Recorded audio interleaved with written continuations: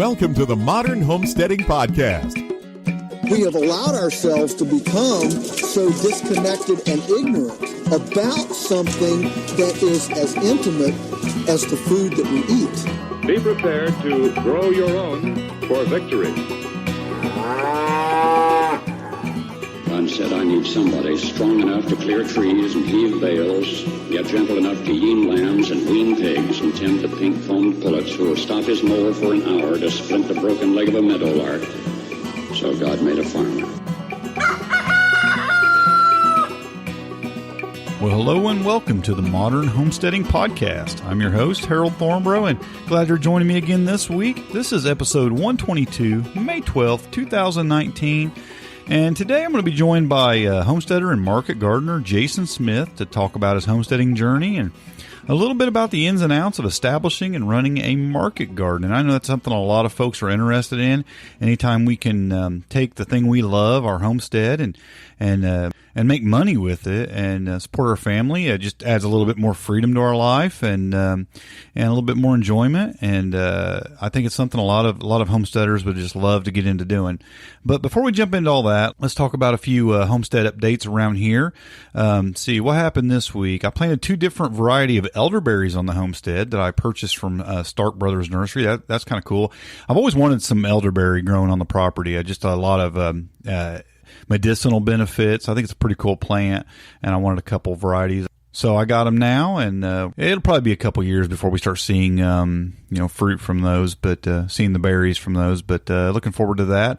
Also got in my wine cap mushroom spawn that I ordered from Field and Forest. I'm putting that bed, I think I talked about it on the last episode, but there's an area on my house, on the north side of my house, kind of shaded, gets an hour or two of sunlight a day, so it's not getting a lot of sunlight. The ground's always moist over there. It's not an ideal place for planting nearly anything except for mushrooms. So got some, it's a sawdust mushroom spawn, and putting a bed in over there, and we're going to do the straw and wood chips and grow it in that. So it'll work out pretty good, and looking forward to getting those. Hopefully we'll get some of those this year. Also, I ordered some tilapia for the aquaponics system from Lakeway Tilapia. I've always been kind of on the, do I want to raise tilapia? So many people do it. I like eating tilapia. It's one of my favorite fish to eat.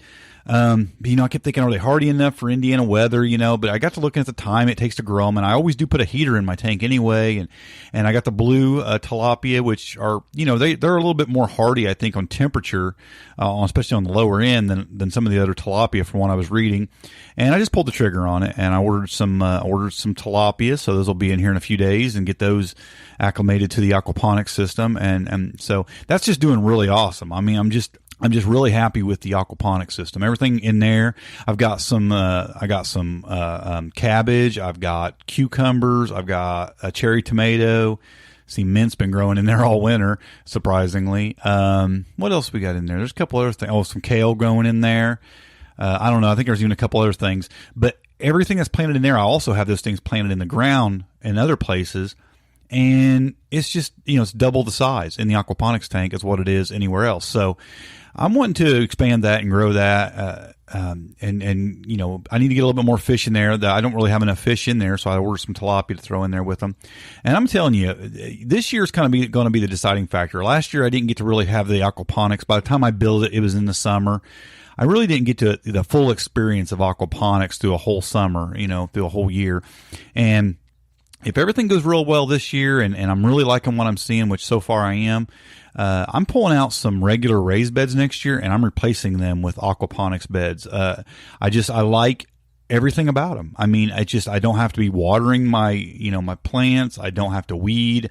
Things will grow faster. I can really pack things in there really close together, and in every way it seems to do better. Now, yeah, you have to watch a few things. You have to, watch the pH on your system. You have to pay attention to things like that and things there. I mean, you do have to go out there and check on things, but so far it's just been running great. And I know there'll be some problems, but I'm loving what I'm seeing, and you get fish.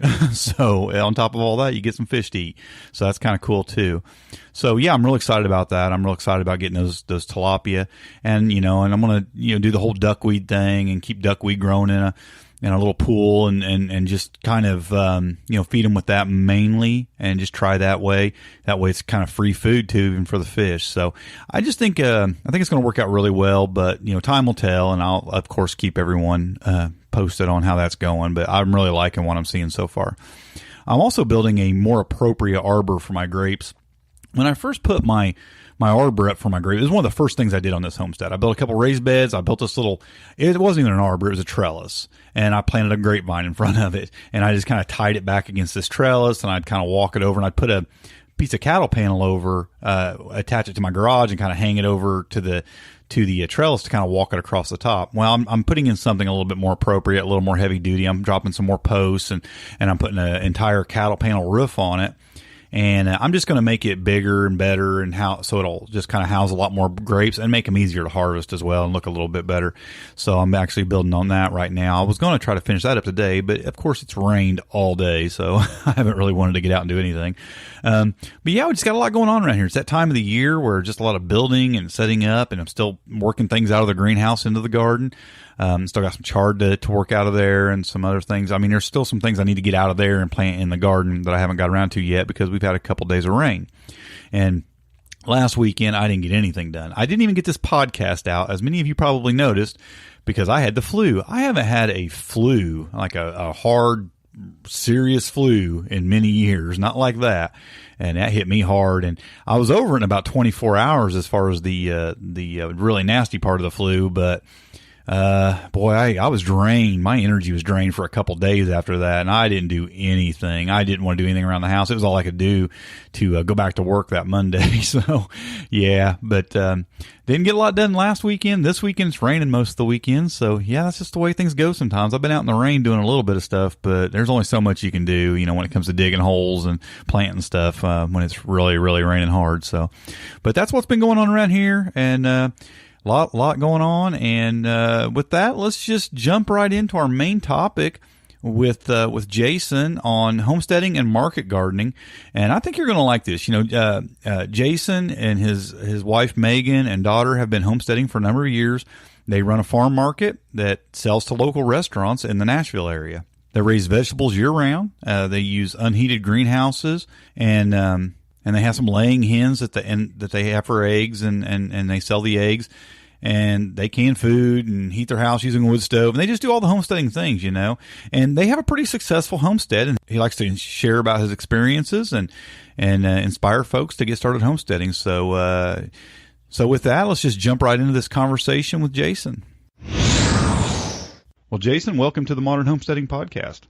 Hey, it's good to be here. I appreciate you having me on. We're fans, and we love the content you're putting out there for people to hear. So, well, I appreciate that. Well, we always like to have folks on and tell us their story and just what homesteading's been doing for them, and so that's what we like to do. Just hear what a little bit about you and your homestead and what you're doing there. So, how'd you get into homesteading? Well, that's a great question. We kind of Megan and I kind of stumbled into it. I feel like we've got a lot of experience farming. We farmed with some folks up the road here, and then we've helped a couple people out on their farms, so we've really got a lot of experience. We purchased some land about 10 years ago, and we just started just raising some vegetables out here on our property. Got a couple of chickens, and the next thing you know, we've got a couple greenhouses. We have quite a few chickens. The garden keeps getting bigger, and then we start doing things kind of year round. We start heating our house with wood. So I feel like we kind of just stumbled into it. And it's really become, a lifestyle for us at this point. Yeah. Anybody that plants a couple things and gets a couple chickens is just doomed to go down that path, aren't they? I would say so. Yeah. I mean, it's almost like a drug, to be honest with you. No. It's a lot of fun, and it's very rewarding. So. Yeah, that's great. So did you grow up on a homestead? Is it something you always wanted to do, or did you just decided to do it one day?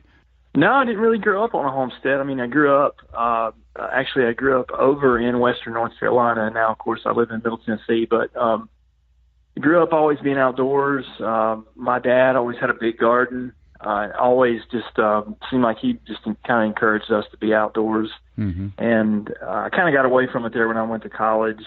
And was really itching to get back to it. And so that's kind of how, I think I had the foundation there with my dad. Yeah. And always wanting to garden, always wanting to be outside. They always had a wood stove, and so I learned quite a bit from him. I guess at the time I didn't realize what I was learning, but boy, now I certainly do. Yeah, sure. So you didn't just jump right into homesteading out of college. You went into the business world for a while, or corporate world, or what was that path like for you? Yep. So I've been in the corporate world for quite a while now, and I'm still in it. So it's kind of I don't know if I get the best of both worlds, but we live just about 35 miles outside of Nashville, so I commute into Nashville, and I do work, and so I'm fortunate enough to work for a pretty good company. And so I do have the best of both worlds. I think if I want to get away from it, I certainly can. Mm-hmm. But then again, I do have to go into the office. So. Well, you live down there in my old stomping grounds. I went to high school in Cookeville, Tennessee, which isn't too far away from there, and it's just it's a beautiful area down there. I love it. Yeah, it is. We're in Lebanon, so we're not that far from Cookeville. We go up there to go hiking and stuff around Cookeville. So awesome. Yeah, it's just a really nice area. I lived down there, I think maybe 5 or 6 years, something like that, when through my high school years and just after. And yeah, I really liked it down there. But now I'm in Indiana, so it's quite a bit different. But we still have a great growing area up here, as far as gardening and things like that. But yeah, you're in a great area there you still get all 4 seasons, but it's not so harsh of a climate either way that it makes for a really, really good homesteading environment for sure. Yeah, winters aren't too bad here. So we had a really wet winter this past winter, but we're fortunate enough to where we can grow stuff year round here, just using really some simple techniques, inexpensive low tunnels, and that are not heated, and you don't have to spend a lot of money to do this stuff, but we literally grow stuff year round. Okay. Now let's talk a little bit about some of the things you're doing. Are you market gardening, or are you just doing this for yourself, or how are you doing this?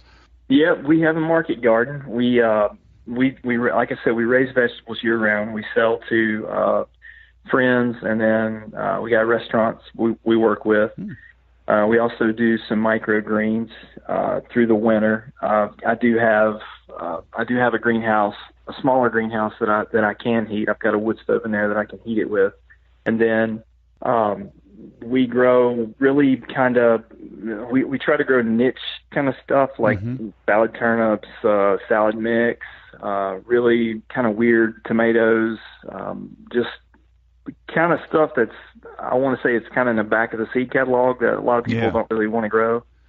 So that's really kind of what we do, and that's why we market it to the restaurants. And then last summer we did an on-farm actually market on Saturdays where we were here on our place selling stuff on Saturdays. In previous years we had participated in another local market, but I just found it a little bit easier. We're in a pretty good location where we are, so I found it a little bit easier where I didn't have to pack up everything on Saturday morning, drive it up to the market, and set it out there all day, and then turn around, pack it up, and then bring it back, whatever we didn't sell. So here I built a walk-in cooler that I use a CoolBot to cool, and it's just nice to have it all here, and we can just set up here, we can sell here, I can be here all day, I don't have to go sit at a market all day, and then I can just pull product right out of the cooler if somebody comes up. So that's great. Yeah. Now, do you do a CSA, or you just basically just sell what you have at the time and direct, or how do you sell it, like to the individuals? No, we do. We don't do a CSA. We have in the past. We did that a couple of years ago, and it just really didn't work out with. Logistically, we just couldn't get it to work out. Yeah. So we just sell direct. I mean, basically with the restaurants. So on Monday, I'll send out a text to the chefs that I'm working with, and I'll say, hey, this is what we're probably going to be harvesting this upcoming week. Just let me know what you want, and then usually they'll put their order in, and I usually try to get it to them by midweek or even close to the weekend.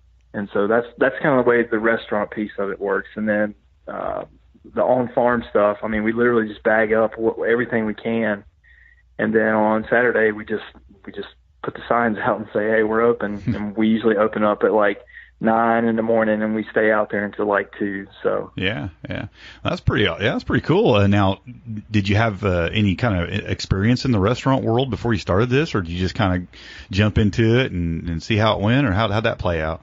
No, actually I didn't, but man, I tell you what, getting in with these chefs is really difficult. I'll be honest with you. I mean, I have done a lot of marketing to chefs, and you know, it's just really, I think you really have to get in there and try to build a relationship with that, with those guys, and it's been difficult. But I've had some success with one guy, and he's kind of introduced me to a couple of others, and so it's kind of funny. It's a small world. A lot of those guys know each other, so you got to be really careful. If you have a bad product and you deliver it, they all talk, and so they all know. So, but yeah, it was hard, man. It was really hard. Actually, it was I got in with Christian, the chef that I'm working with now. I used to work with his brother at a corporate job, and that's really how I made the connection. So, yeah, I would think that it would be really, like you said, kind of tough to get in there, but I think it could be really rewarding too. I mean, it's pretty much a guaranteed sell if you got good product once you get in the door with these people, and yeah, you might have to mark the prices down a little bit, stay competitive, but you know, that's a way to move product every week, I would think. Yep, it is, and it's nice. It works out for Megan and I very well, because the way, you know, our lifestyle is I would prefer to have an order like that, where I have a big order like that, where I can just take it one day a week and just drop it off, and then I'm done with it. I don't have to, you know, bag up all that stuff like individually and in little bags. Whereas if you're selling to the consumer, obviously they don't want a case of salad turnips.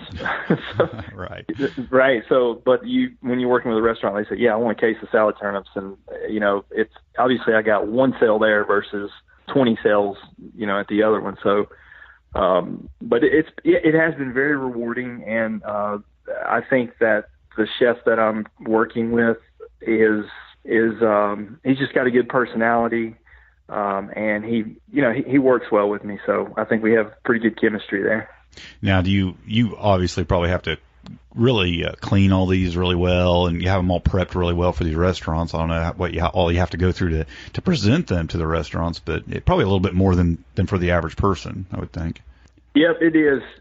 So like with salad mix, obviously we triple wash it, and then you got to bag it. You got to bag it and then put it in a cooler. So you have to have a little bit of infrastructure in place to be able to do this. You can't just do this stuff out of your kitchen. It's going to be really difficult if you try to do it out of your kitchen. You're going to get really frustrated quickly, and you're probably going to end up with an angry customer. Yeah, absolutely. You won't find snails and slugs in their lettuce. You get it. Right. Yep. Yeah. So, now you had to put up a complete system for washing, you and your triple wash and all that. I mean, how'd that work out? Did you buy some industrial stuff? Did you build your own setup? How'd you do that? Nope, I built my own setup. And so, if you come out here to our farm, you'd be able to see a lot of our structures out here are portable. And so I've always really tried to keep everything portable in case I change my mind, I want to move stuff around. All of my washing stations are actually portable, and they're just tables that I've made out of usually spare lumber, and they're wire mesh tables, and I've set up. I've built hookups with PVC pipe, so I can just hook in a hose or hook it into a water hose and wash stuff that way. So I've got portable washing stations. And if I want to move them, I can move them down to my garden. I can move them over to my greenhouse, my big greenhouse. I can move them wherever, and I can just pick them up with the forks on my tractor and move this stuff around. And so that's kind of the way we did it. Now, I'll be honest with you, it gets really cold in winter when you're trying to wash microgreens I would imagine. outside. Yes, so it gets cold, and it can be a little it can be unbearable. So what we did this past winter is in our house we have a we have a basement in our house, and that's where our wood stove is. And we set up a station downstairs in our basement because it was a little too cold. There was a couple of times we had to do it inside, but for sure. We try to make everything portable. Obviously, we've got some permanent structures, but for the majority, when I'm building something, I try to think of it as being portable and let's be able to move it around. Yeah. You got like fan setups and everything on that so you can get everything good and dry and free bag it up and all that? I do. Yep. So I've got one station that literally has a fan, and it's just nothing but a box fan. I mean, we're talking about simple stuff here. A box fan that's sitting above a drying table, and I will after we triple wash it, we dump it into a salad spinner. It's a big salad spinner, and then we spin it through that 2 times, and then we dump it out on the table, and then the fan just blows on it, and then we just leave it sitting there for a couple of minutes, kind of sort through it, pick out if there's any, weeds or anything in it or whatever. We'll pick it out and then just kind of inspect it, and then we bag it up there and just toss it in the cooler. Okay. Yeah, it sounds real similar to Curtis Stone's setup. I don't know if you're familiar with him and some of the setups he uses, but it sounds a lot like that. Yeah, very, very similar to Curtis Stone. So I've stolen a whole bunch of his ideas, but I just kind of tweaked them to where they fit in out here at our place. Again, I think we try to make everything as portable as possible. I don't know that Curtis does that, but yeah, he's got some good stuff out there. Oh yeah, for sure. He's been a big inspiration. So yeah, I agree. Yeah, there's nothing wrong with borrowing somebody else's great ideas. That's for sure. And he's been in the business a while, and he's really got great ideas for moving product and prepping product and even growing in small spaces in a way that's just really efficient. So yeah, he's a great guy to follow for that kind of stuff. Yeah. So you're doing the vegetable thing. Are you doing anything else on your farm as far as like chickens? I mean, you obviously have chickens, but I mean, are you selling anything like meat or eggs or anything like that? Just eggs. We don't sell any meat. So just eggs. We have right now we have about 30 hens, but we're probably getting ready to up that. Chickens are very important to our farm. Because they do so much. Obviously, we gather eggs every day. Obviously, the most obvious thing they do is they give us eggs to eat, and we sell eggs to friends and neighbors and whatnot. But our chickens do a lot for us. They mow grass. They take care of a lot of the bugs. We use their manure on our compost pile, which goes back into our garden. They eat all of our table scraps so that we don't have to put that stuff in the garbage and then haul it off to a landfill. Yeah. And so, they're very important out here. They're an integral part of our farm, and this place would look very different without chickens. So we take really good care of them. Sounds like you've taken almost a permaculture approach with your chickens towards your garden. Yeah, I guess we kind of have. We each day, whenever we take care of the chickens in the afternoon, they'll just take a paint scraper and then scrape the manure up and put it in a 5-gallon bucket, and then usually we'll empty that once a week onto our compost pile, and we'll make, obviously we keep that going and keep compost. And so whenever we're gathering eggs and feeding in the afternoons, and then we keep them moving. We keep our chickens moving. We have plots that we have portable netting that we use, and then all my chicken coops have been built on pallets. And I built them to where you could just pick them up with the forks on our front end loader on our tractor, and we can just pick them up and move them. And so that's one thing I kind of pride myself on is our chickens, just the kind of way we've set it up. I haven't seen anybody with a setup like this before, and we've been really successful with this setup, with building coops on pallets and using electric netting to keep the predators out. Yeah, I'd love to see a picture of that. I'd like to see how you got that set up. That sounds pretty cool.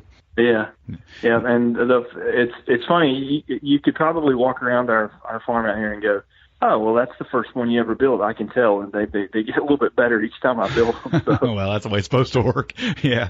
That's something I always encourage folks. Just get started. It ain't going to be perfect in the beginning. Do what you can do with what you have and get going, and you can try to perfect it later. Just get something going. And unless you make your mistakes and throw something together early, you'll never get to that point where it's better. Right. Yeah. Well, absolutely. You mentioned that you're doing microgreens as well. Now, you mostly do those in the wintertime? We do some year round, like the sunflower shoots and pea shoots we'll do year round. But yes, we are doing microgreens year round, and it's a good way to supplement income, especially in December, January, February, when there's just not much. We're just not harvesting that much at that point. But obviously with sunflower shoots and pea shoots, we can turn those in about 7 days. And so we try to keep the inventory turning in our greenhouse, in that small greenhouse we have, throughout the winter, just selling micros to restaurants. And we had a lot of help this past winter with working with the chef. So that helped out a bunch this winter. So micros are a great way to supplement some income if you can make it happen. So. Yeah. Do you have any luck selling them to individuals, or do you only sell those to restaurants? No, we had some luck selling to individuals at farmers markets and even out here, but they're just people. The general public just doesn't really know what to do with them, so you kind of have to educate them. But I've got a handful of folks that are interested in them and they want them, but then there's the other extreme, which is, I've never even heard of those before. Yeah, I get a lot of that. Small town in Indiana, it's just not a big a foodie crowd around here where I'm at, and just helping people understand what it is you're growing. Because, you can show up like everybody else with the regular old stuff. You got head lettuce, you got tomatoes, you got your corn, you got your beans. Everybody's bringing the same stuff. And then you'll bring something different because you think, that's great. I'll have something different that people will really go for. And then you show up with something different and nobody knows what it is and nobody wants to try it. Yeah. And you have to educate people on it. So I didn't know if you'd had any luck doing that or not, because it's a process. You have to create a market where one doesn't exist if nobody knows what it is. Yeah, you do. You're exactly right. And that first year we were selling these at the farmers market, boy, most of these folks didn't have a clue. They were just like, what is a sunflower shoot? Like, what do you even do with it? And I'm like, just taste it, And so I would just hand samples out and say, just taste it. What do you think? And you can use it as a garnish on a salad or sandwich, or you can use them for juice, and you can use them to make pesto. It's just a whole world of stuff you can do with micros. Right, and just educating them on the nutritional impact they can have on you too. There's just so many good, great things about microgreens. That it just packs a lot more vitamins than a full-grown plant. Yeah, absolutely. Yeah, yep. Well, that's kind of been my experience too. I've tried to introduce folks to those kind of things, and it's just kind of a slow process. It takes a little bit of time. Of course, I'm not doing it on the scale that you're doing it. I'm just doing I just have a small greenhouse and just do a few trays a week. But no restaurants around here either, because it's not like this. It's a small town, and not a lot of big restaurants around here or anything. So there's really not that market here. I'd have to drive about 50 miles to really find that kind of market. And we try to introduce it to individuals, but it is tougher than with restaurants on things like that. You have it both ways. It's like in some ways dealing with chefs is more difficult, and then when it comes to specialty items, it's actually more difficult dealing that with people. With the individuals. Right, absolutely. Yeah. So, sounds like you got quite a bit going on there then. So, you guys just have like a farm stand that you've built, or you just sell them out of your house, or how's that look? Well, we've got obviously we try to market as much to restaurants as we can, but then we've got friends that buy from us, and then also obviously we try to sell off of our off our farm just right here. We usually start in May. And then I think we went through probably mid-October, maybe late October, and then we just kind of shut it down after that because it starts getting cold and nobody's really interested in buying anything. Have you put together like a storefront or like a stand or whatnot, or people just pull in and knock on the door? No, people just pull in. Actually, the way our property, the way our farm set up is, kind of everything from a consumer standpoint is down in the front. So we don't have people up here at our house. And so I've got a really big greenhouse, a commercial greenhouse that's about halfway up, and you can't miss it whenever you're coming up our drive. We usually set up right in front of that big greenhouse, and we just put we basically just it looks like a little farmer's market. We just put a big tent up, and then we'll put our product out on display right there on Saturdays, and that's kind of how we do it. Is this like a big giant like a hoop house type greenhouse? It is. It's a hoop house. Yep. It is. I think it's 3,000 or 4,000 square feet. So. Oh wow. Yeah. Big one. Yeah. Do you put that up yourself or? I did actually. My sister-in-law scored this greenhouse from somebody that was going out of business, and she brought the hoops up to us, and my dad and I took and we enclosed the ends, and then I set the hoops. And we just built it. I mean, we kind of it's just one of those things, you kind of learn by experience. So we started building it, and then we figured out, we figured out what was going to work and what was not going to work. And so we tried to put it in a location where the wind wasn't going to just beat it down. And so we've kind of got it in a little bit of a dip in our property. So. It's in a good spot. It gets plenty of sunshine, and the wind still hits it a little bit, but not nearly as bad as if it were right at the front of our farm. Yeah. Does that have like the roll-up sides and stuff like that, or is it ventilated a different way? No, it doesn't. But it doesn't have a roll-up side. But I put a really big door on one end of it, and it's got one of those huge fans on the other end. Yeah. And so when on really hot days, I can prop that door open, and there's enough breeze blowing through there. But we don't use that thing basically from May until the end of September, there's nothing in that thing. Oh, okay. I just cover it with silage tarp in there so the weeds don't take over. And then we start planting again in it probably late August, early September. We start planting cool season crops in there. So you're planting right in the ground in it? Yep, right in the ground. I bring compost in there, and we just build, basically just try to build on top of the year before. So. Yeah, I just had somebody on I interviewed the other day, and she about hoop houses, and they use their hoop house year round. They just cover it in shade cloth, and they grow stuff all the way through the summer in there, and they're in a really hot environment too. And I thought, that's pretty interesting. I mean, depending on how big of a hoop house you have, I mean, that could be, I guess it'd be a lot of work covering it up with a lot of shade cloth, but that was a pretty interesting way to use one all year round. We do have a shade cloth that goes over it, but it is an absolute beast to try and put that thing on and take it off. And I just stopped messing with it actually last year. I just said, man, this is a lot of work just to try and keep this thing cool when I don't have a whole lot in it anyway. Because we're pretty blessed with we've got plenty of land, and we've got plenty of good ground to grow on here. And so, I just figured I'll just shut that thing down pretty much in the summer, and then in the fall we kick it back up again. Yeah. You're blessed with a lot of land. I was getting ready to say that you don't really need it, so there ain't a lot of point in going through all the trouble of that. But if you were more limited on space and you want to use that space, that's definitely a thing you could do. Yep. So what's your plans for the future? I mean, is there a thought that you might go to transition to this full time at some point, and it just be your main business, or what's your plans there? Yeah, I would love to. That would be obviously that'd be the goal here is to try and be doing this full time. I think I'd be a little happier just not having to commute into Nashville all the time. But it's a pretty good gig. I'm not going to complain about it.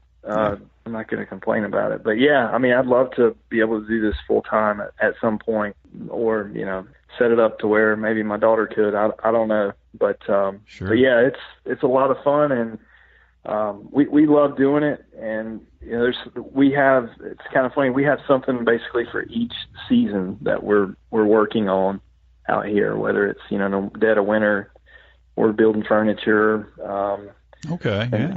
And so, I mean, we're always doing something out here on rainy days or something. It's never never a dull moment. There's always something to do here. So you got some diversity in your income stream there. You got a lot of stuff going on. Yeah, we do, and that's one of the things setting this place up. Megan and I have always tried to be. We want to diversify our different things out here. Whether it's doing microgreens or raising vegetables, or trying to build furniture on the side, or doing something with chickens, and then obviously, we heat our house with a wood stove, which is a really foreign concept to a lot of folks that work and play in the corporate world. So they're like, holy cow, you heat your house with a wood stove, and aren't you afraid of catching your house on fire? I'm like, no, actually I'm not. Funny how some people, it's funny how with some people that's just so ordinary, and with some people it seems so extreme and strange to them.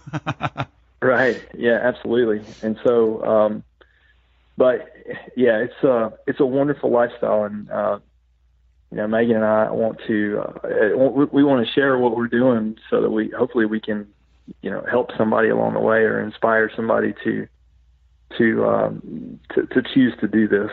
Well, yeah, I think you're doing that. Sounds like. Have you ever thought about opening up your farm, or do you open up your farm to like farm tours or anything like that?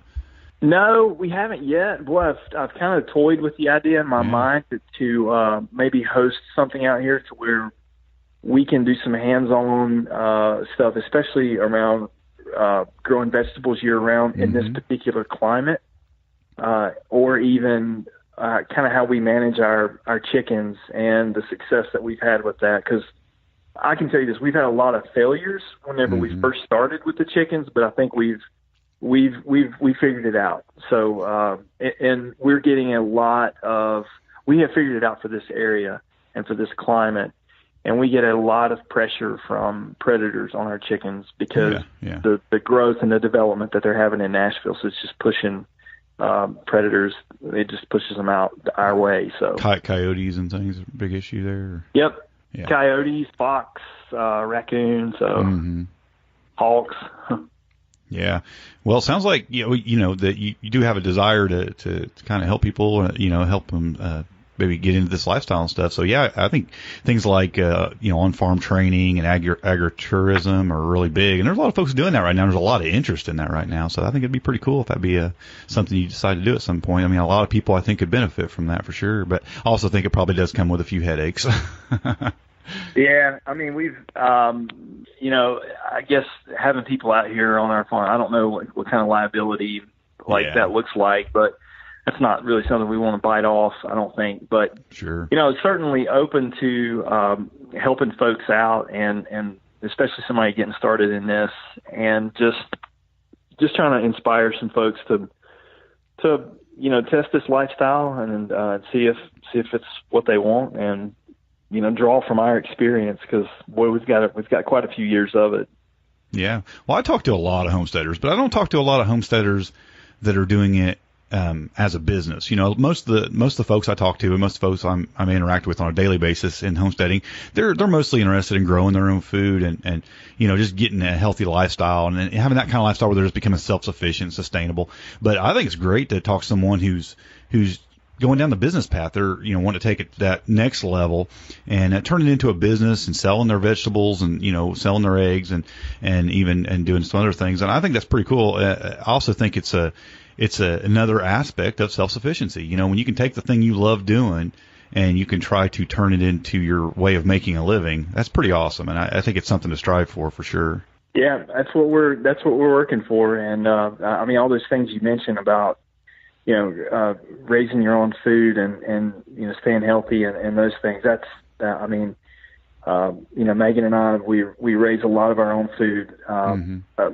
Actually, usually, I'll be honest with you, my breakfast and my lunch come from my farm. Yeah. And I mean pretty much the full palette of whatever we're harvesting is probably what I'm going to be having for lunch that day, or it's going to be part of my breakfast. So I basically get 2 meals a day that are directly from my farm all year. And then obviously we can a lot, we freeze a lot. And so we, the healthy thing is we want to stay healthy. Obviously you got to be healthy, because if you're not healthy, obviously you can't get the labor that needs to be done on your homestead. Mm-hmm. And so you got to be healthy, and you got to be able to make good decisions. You have to be able to think through things quickly, mm-hmm. and act on it. And so if you're not healthy, if you're not putting good stuff in your body, then you're not going to be able to do those things. Yeah, I agree. Yeah, I mean, it all starts there. I mean, it almost sounds selfish sometimes to put yourself first, but you have to, right? I mean, you can't do the things for others. You can't function like you need to in this world unless put some focus on yourself and stay healthy and just stay right. That's what you got to do. And I was guilty of just kind of letting myself go for years there, and doing the other things, and you have to backtrack at some point and say, I got to take this serious. If you want to be around for a long time and you want to be able to function in a good way, you definitely want to take your health serious. So I'm glad to hear you're doing that. Yeah, absolutely. Now you sound like you do a lot of things yourself. You mentioned earlier that you have a CoolBot, a refrigeration system. Did you hook that up yourself, or is that something you had installed? I did. I hooked it up myself. I actually built a walk-in cooler. Mm-hmm. Actually, it's just basically like a garden shed. I built it, and then I insulated it, and I put a lot of insulation in it. I can't tell you how much insulation is in this thing, but there is a lot. Yeah, and I mean a whole lot. You about pretty much have to make it efficient, right? Yeah, you do. And we used it last summer, and it did very well. It actually it's partially shaded until about 1:00 in the afternoon, and then it gets sunlight. So it gets that really hot afternoon sunlight, but it doesn't really get sunlight in the morning. But it did very well last summer. So but yeah, I built it and put it in, and the CoolBot is really easy to use. And, for folks who don't, there's probably a few folks that's never heard of that. So what it is, you use an air conditioning unit, right? I mean, can you explain that a little bit? Yeah, so you just use a window unit for air conditioning, and then it just kind of tricks that unit into thinking it's warmer than what it actually is, mm-hmm. and then it just keeps cycling through, and then it actually has a temperature gauge on it, the CoolBot itself, and once it gets to that temperature that you set it at, it'll maintain it. Yeah, with a window air conditioner. It's pretty amazing little setup. It was kind of ingenious of these folks that thought of that, right? Yeah, it is. But it's a wonderful tool if you are. I mean, it's perfect for our situation because mm-hmm. what we'll do is we'll harvest product, we'll stick it in that cooler, and then we shut that cooler down as soon as we harvest everything and get it out of the cooler. So I don't have that thing running all the time. Yeah. It may run 2 or 3 days a week, and then that's it. And so that's why it's a perfect setup for us. And like I said, it's a cooler, so we keep stuff about 38 degrees, 38, 40 degrees, somewhere in there. Mm-hmm. And that's all we need it for. And if you need a big walk-in cooler with a freezer and all that stuff, obviously you got to spend a lot of money to get all that. But the CoolBot, I think we were, for the CoolBot and the window unit, I think we were all in all $600 or $700 right there for that whole setup. Yeah, it's a lot more affordable than a big walk-in unit, commercial walk-in unit. It is. It's. You can spend a couple $1,000s on something like that. So. Yeah. I know a lot of market gardeners are going that CoolBot way. I think it's pretty cool. So yeah, I've talked to a couple people that used those in the past. I don't think I've ever talked to anybody on the podcast that was using one, but yeah, I think they're pretty cool. I've seen them and I've seen them in action, and I think they're a pretty neat little setup for guys who are getting into the market garden thing. So yeah, pretty cool. I was just curious if you'd put it together yourself or had somebody install that, because they don't look real difficult to set up. I think the hardest part's just doing the insulation stuff. Yeah. By far. I didn't have any problems at all. It's very, very simple to use. The instructions are very, very easy, and I couldn't believe how easy it was to put that thing together, actually. And so if you can knock a shed together or something, you can definitely put a CoolBot in and figure out how to work it. Yeah, awesome. So that's a great option for folks who are thinking about going down this path, because I think there are a lot of homesteaders out there that would just love to get into the whole market gardening thing. But, they don't know all the proper steps. They don't know all the things they're going to need to do. It sounds like you have a lot to offer folks going down that path or whatnot. So you do have a website and I believe a YouTube channel and all that, right? Yeah, I do have a website. It's just Smith Family Farm, TN for Tennessee, .com. And then, obviously I've got, obviously my emails, Jason at smithfamilyfarmtn.com. And then I do have a YouTube channel. I also, we have a blog, and so that's, if anybody wants to get in touch with me, that's how they can do it. Sure. Well, we'll definitely put that stuff in the show notes, and people can reach out to you if they have some questions, or maybe they're interested, or maybe they're local there and they want to get some food from you, because it sounds like you got a lot of great product. Maybe some folks would be interested in. Yeah, absolutely, and would love to talk to some fellow homesteaders, especially in this area. I know with me, it's like I always get excited when I find homesteaders in my area. I always want to meet them and kind of get in touch with them and find out what they're doing. And just, because as a homesteader, you're always wanting to just make contact with folks around you, because it can be a little bit of an isolating lifestyle to some degree. You're working your place all the time and you don't get a lot of contact with people in your area. You do a lot of the online thing, but it's just not quite the same. Yeah, absolutely. I agree. And I love listening to other folks that are going down this path and listening to their experience with just with the details of their homestead, like, what's happening with their chickens or their garden, or what they're canning, or what they're thinking about doing, ideas on different things. So yeah, love that. Yeah, that's what I love too. That's why I do a show about that most of the time. Yeah, because it's really inspiring to me just to hear people's stories, and and inspiration and encouragement is just as important as having the skills, because the skills are great, they'll get the job done, but unless you're inspired and encouraged to get out there and actually do it, it ain't gonna do any good, So I love to be inspired. Absolutely. And just get anxious and want to jump out there and listen to folks like you and others, and hearing your stories and all the things you're doing. It gets me excited about getting out there and getting with it. Yeah, me too. Yeah, and you're probably right now just getting into the thick of it, because down there it's starting to warm up a little earlier than it is here. So you're probably real close to starting to transplant some things outside and get some things going here in the next 3 or 4 weeks, probably. Yeah, we are. We started.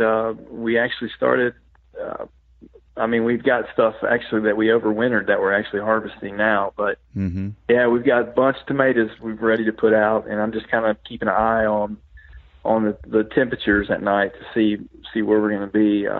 Our frost date here in Middle Tennessee is May 1st, so it looks like we're going to be okay. So. Now, do you have any, out of curiosity, like fruit trees or bushes or anything like that? Are you doing any kind of berries or fruit or anything like that on your farm? Yeah, we've got a small orchard up at the front of our place, and we've got pear trees, Asian pear trees, and then just, I don't know what the other ones are, but just regular pear trees. We had some apple trees. They just haven't done very well. And then we have a couple of peach, and the peach trees seem to get bitten with frost every year. So, yeah. But the Asian pear trees on our place have done really well. So I don't know why they do so well here, but they have done really well, and we've had some wonderful Asian pears. Yeah, did you plant those yourself, or were they on the property when you got there? Nope, we planted them ourselves. We planted them right as soon as we purchased this place, which is about 10 years ago. So they're big, and they're producing. I mean, one tree will give you more Asian pears than we can ever. Than we know what to do with. But sell quite a bit of that stuff too, or you just? I did, yeah. When I was at the farmers market, I had several customers that would come in and buy Asian pears, and we had good luck selling those.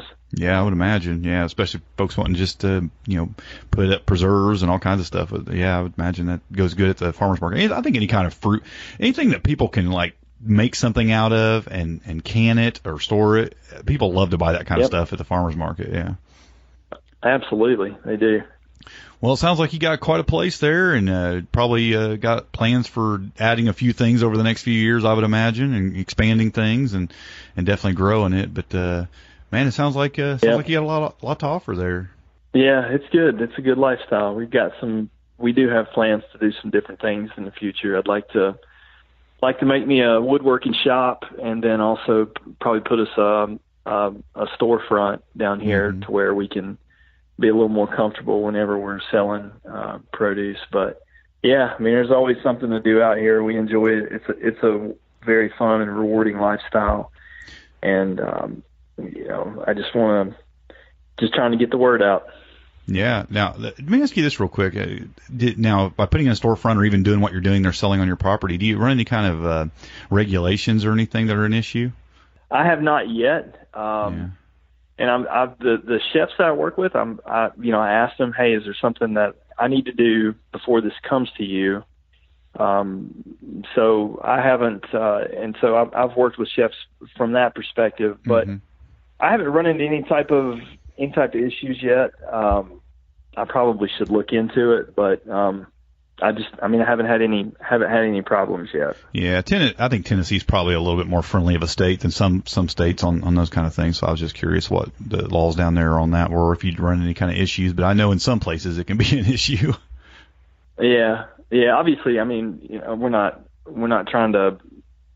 Megan and I aren't trying to like skirt the market or anything. So if somebody comes out here and says something to us, hey, you're not compliant or whatever, obviously we would do everything we could to get compliant. Because this is kind of our livelihood, so we take a lot of pride in it. Yeah, absolutely. Yeah. There's a lot of folks trying to get around things all the time, and I wasn't implying that, but I was just kind of wondering if it'd been something that you'd had to jump through any kind of hoops for to get things compliant or not. But it sounds like I'm guessing Tennessee's probably a pretty friendly state to those kind of things. Yeah. Yeah. Well, I'll let you get on with your day. Is there anything else you wanted to throw out there before we let you go?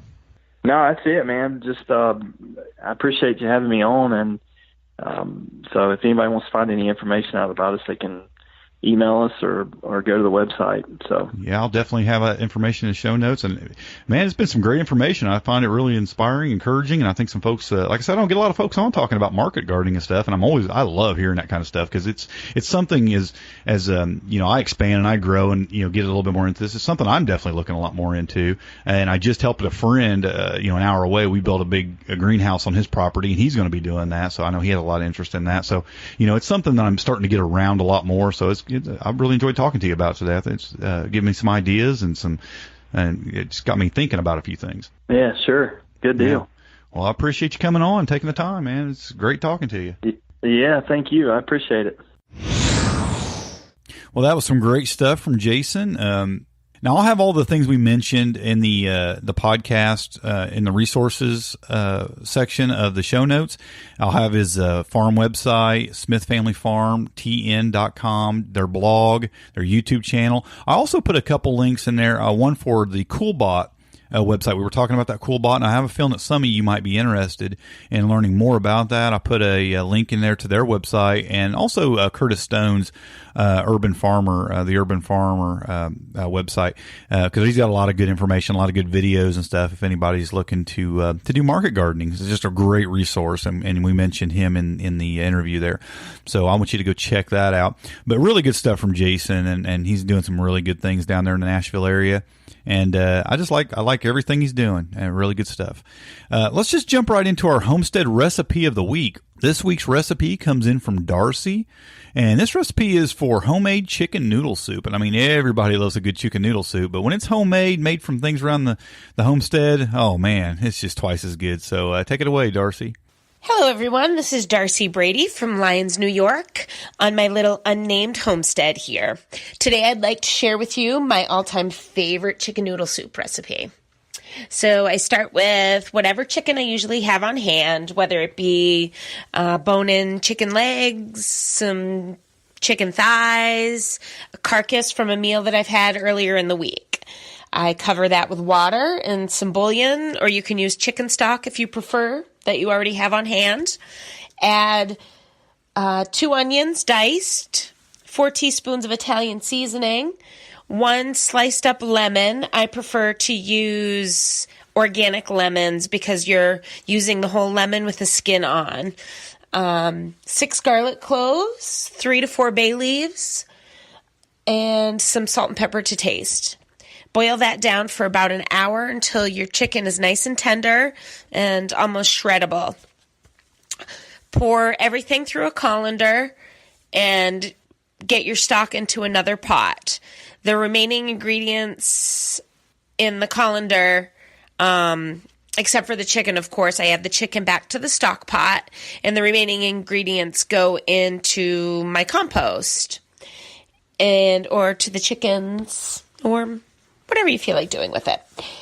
And then I add that back onto the stove, and I add my 1 cup of sliced carrots, a cup of sliced celery, and a half a cup to 1 cup of sliced mushrooms. I use white mushrooms or baby bellas, 3 tablespoons of parsley, and 2 teaspoons of rosemary. Cook that down until the carrots are al dente, which would be about 20 minutes approximately. And then I add 2/3 a cup of white wine, a half a cup of grated Parmesan cheese, 1 cup of heavy whipping cream, which is the secret ingredient, and 1 bag of home-style broad egg noodles. Cook until your noodles are al dente, about 15 to 20 minutes, and you're done. Add it to your soup bowls and enjoy. I hope you love this recipe. Thanks, everyone. All right, that's some great stuff there. That sounds really, really good. I know some of you will be trying that for sure. If you want to send in your favorite homestead recipe, and I hope you will, just send in an audio recording. You can do that using a computer, or you can use your cell phone. A lot of folks just use their cell phone, and most cell phones, I think all cell phones pretty much anymore, the smartphones, have a recording app installed that you could use for like a voice recorder, and you just jump on there and say, this is so-and-so, and if you have a website or a Facebook page or a homestead name you want to share, go ahead and do that. And just say a recipe I like and want to share with you today is, and let us have it. Try to keep the recording between 1 and 5 minutes. And remember, it doesn't have to be perfect. I think so many people want to try to get that recording perfect before they send it in. Don't worry about it. This ain't a perfect show. We will take it. Don't worry about that. And when you're done recording and you're satisfied with how it sounds, just email it to me at sthomestead@gmail.com, and I'll add it to a future episode. And if you have a website or a Facebook page for your homestead, send that in the email also, and I'll add that to the show notes. So I hope to hear from a few more of you. We have a couple in the queue now that some folks sent in, so I'm glad to see that. But if you have one, go ahead and send it in, and we'll get it on a future episode. Also, if you want to submit a question for the podcast, you can send your questions in by calling or texting to our voicemail at 765-203-1949. Didn't have a question this week, generally do, but yeah, I'd love to answer your questions if they're not too long and drug out. If there's something I can answer within just a couple, 2 or 3 or 4 minutes, love to answer those on the podcast. So go ahead and send those questions in, and we'll try to answer those to the best of my ability. Well, thank you for joining me today, folks. And if you want the show notes for this episode, they can be found at smalltownhomestead.com/122. And it means a lot to me that you'll take the time out of your day to listen to this podcast. I really do appreciate that, and I hope you enjoyed it. And until next week, happy homesteading, and God bless. Thanks for listening. To see the show notes for this podcast or listen to other podcast episodes, go to smalltownhomestead.com. There you can also read our blog, connect with us on Facebook, Twitter, and Google+, and take advantage of the many resources we make available to help you along in your homesteading journey. Please share this podcast and help us to carry out our mission of helping others to homestead today for a better tomorrow.